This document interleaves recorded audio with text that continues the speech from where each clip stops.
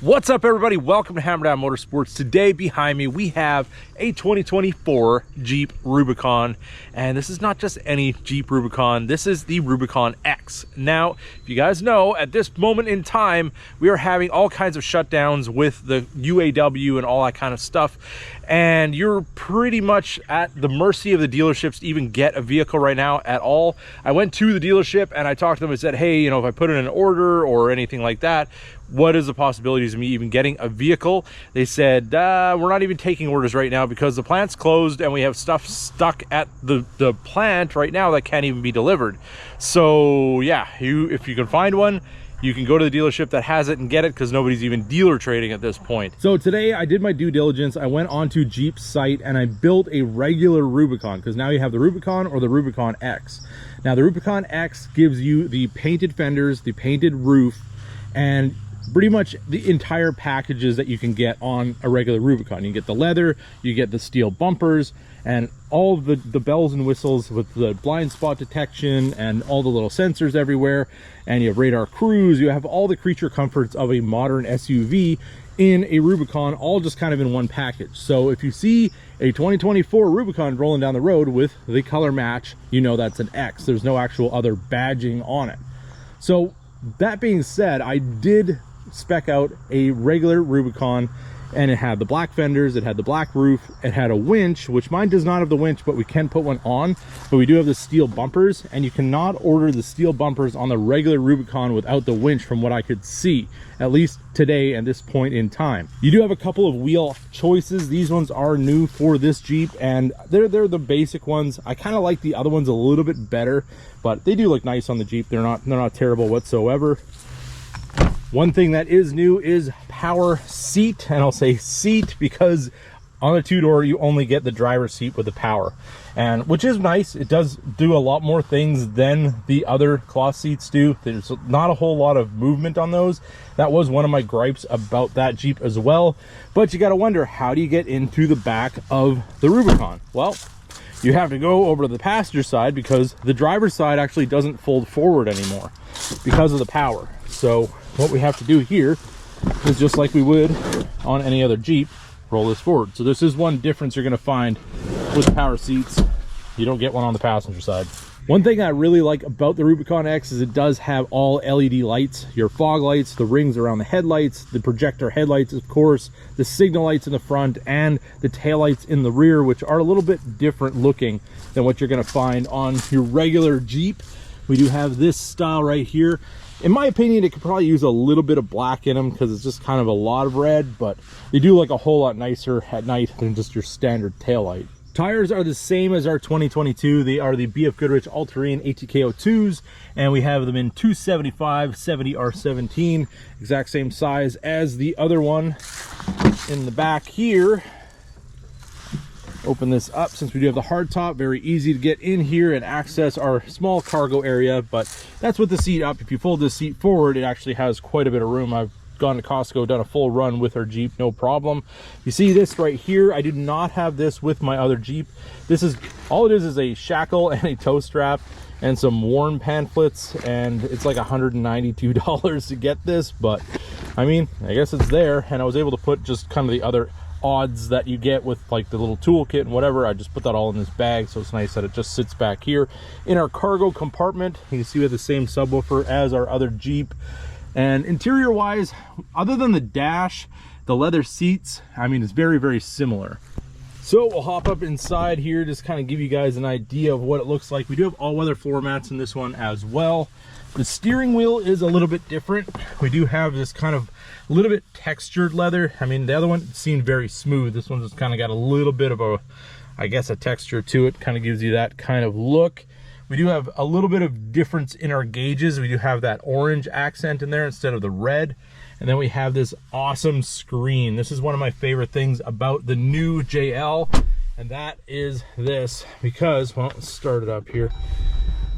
See, we get our little thing here. You can put your name in for different drivers, and then we have these things as well, where you have the mirror dimmer. We have the forward facing camera, which is very nice. My other one does not have that. You go here to the rear camera. Just kind of gives you the ability to choose that. We can do CarPlay, nav, comfort. So if you want to do your controls for your HVAC and all of that is there as well. We do have our media. We have a home button, which goes to all your contacts and stuff on your phone, and probably some other things. And I think there's a way to split the screen as well if you want to do some other stuff. Let's go to some good music over there. But over here in our center stack, basically very similar to what you're going to see in a loaded Jeep from 2022. From here down, you do have these different vents for the 2024. Obviously, we don't have the red dash anymore, so we do have this kind of textured look with the red stitching, which actually looks really nice. I was not opposed to the red. I really liked it because I did have a white Jeep anyway, so the white, the red, and the black really went together for me. But I can imagine if you had a weird color, like maybe you had like one of the pink kind of color ones, you wouldn't want to have a red dash in that. So it's nice that they do have it in black now. It's really kind of just a little bit more uniform for all the other colors. We do have our front and rear lockers. We do have the auxiliary switches on this one, which I didn't have on my other one. And then we have our four-wheel drive right here, which says four-wheel drive auto and four-wheel drive high part-time. So these are both 4 highs. I'm not entirely sure exactly what that means. I'm gonna have to look into that a little bit more and just kind of exactly how that is. Is this like auto 4-wheel drive? I'm not sure why it would say part-time. Maybe you guys can drop that in the comments and fill me in on some information on what I've got here for a transfer case.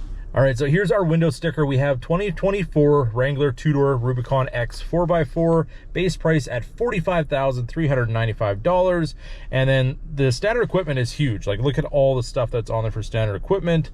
And then the optional equipment is like $9,500, which gives you all like the heated seats, the heated steering wheel, the automatic transmission, no soft top. The little trail rated kit, that little red bag in the back, is $195, which I don't really know if I needed it, but it was here anyways. 8-speed automatic is now $4,500, and I think it was $2,500 2 years ago, so that has definitely jumped. Destination charge has gone up as well. I'm pretty sure it was like $1,500, now it says $1,795. Fuel prices, all of that, giving us a total price of $61,555. And then by the time you do all your stuff and you get it out the door, you end up with somewhere around 68. So yeah, there's taxes to pay, there's all the things you need to get it out the door. So maybe you guys get it cheaper where you're at, but I don't know. I looked everywhere and talked to dealers, and they just were like, you know what, if you can find one, get one, because we have no idea when we're going to be able to get these again. And yeah, it was just one of those crazy things. Before we had COVID, and now we have the strikes. So there's always something to deal with the automotive field when it comes to trying to get a new vehicle.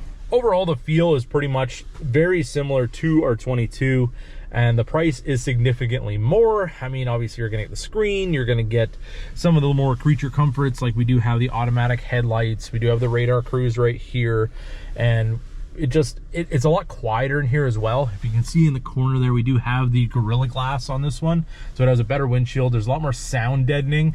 See up here, we have the sound deadening on our Freedom top and in the back as well. Kind of changes that up a little bit. And going down the road, this thing it sounds pretty much like an ordinary car. It's not noisy or anything like that. And you get a little tiny bit maybe of reverberation just from the road noise through the doors, just because they are smaller than a regular vehicle and they're aluminum. So it's not like super dead quiet in here, but it's definitely quieter than our other Jeep. Also, another change from our other one, We have a 3.6 liter 6-cylinder in this instead of the 2-liter turbo. And I have to say, after having both, this one, there's not night and day difference between either one. I think both of them are very similar in power. The 4-cylinder, you're going to notice that it doesn't have a whole lot at first, and then when that turbo kicks in, then it flies, and it's actually very, very quick. This one kind of has more of just a steady amount of power coming on at one time, and it's not crazy fast or crazy slow at any given time, but it's very similar, I would say, as far as overall power goes. So not specific to this vehicle in particular, there was some decision making that I did go through before buying a second white Jeep Rubicon for the channel, because I mean, this one basically does the same thing as the other one. It's just a little bit easier to daily drive this with some of the options, like obviously like remote start and those things, the heated seats, the heated steering wheel. Those are things you want for the winter time, and that's what we plan on using this one for a lot, just basically getting around with.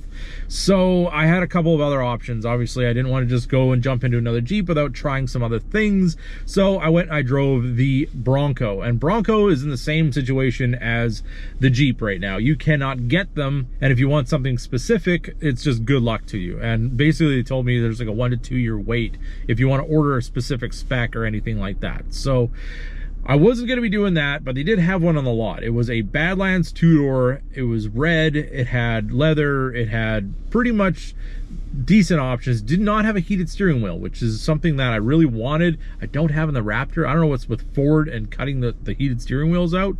And he said also sometimes you will order one, and then if they don't have supply, they just cut those options out and give you the money back. So that's really dumb, because you would be waiting all this time for a vehicle and not get everything that you want.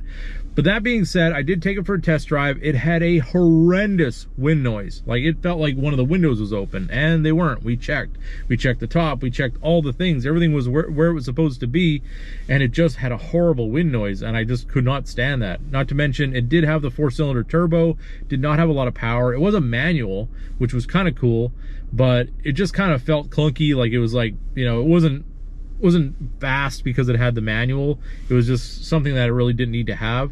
Then I did drive an automatic, and it had the V6, which was had a lot more power, sounded really good, but I just didn't like the overall interior of that vehicle, and it just kind of felt cheap. It felt like a concept car to me. It felt like they didn't take extra time to refine it. Just kind of my opinion, and I'm sure the Raptor is much, much better, but I couldn't bring myself to buy something that I really wasn't satisfied with. And the Jeep I've always loved. And another thing is the big size of the Bronco. And I know people are like, well, it's a 2-door, it's small, it's the same as the Jeep. It's not.